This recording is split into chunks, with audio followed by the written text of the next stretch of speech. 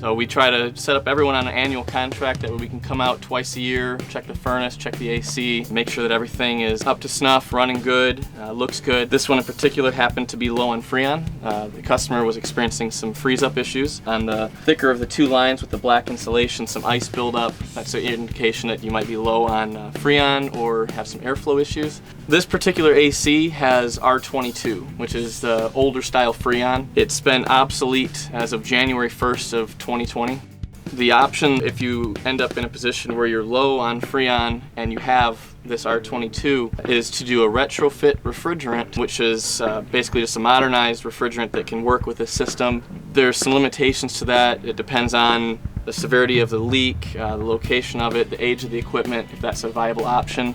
Otherwise, the new ACs have R410A, which is a more environmentally friendly alternative.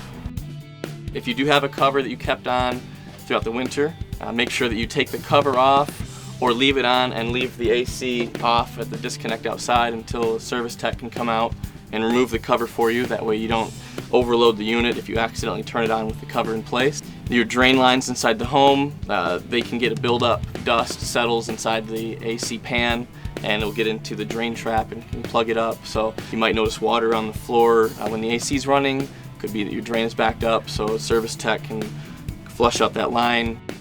You should notice that the house is comfortable, not too humid. You want to make sure the AC is sized right, you have good airflow. A lot of that will play into your home being too humid or too dry, too warm or too cold. There's a lot of factors, so it's good to have a tech out and check everything for you.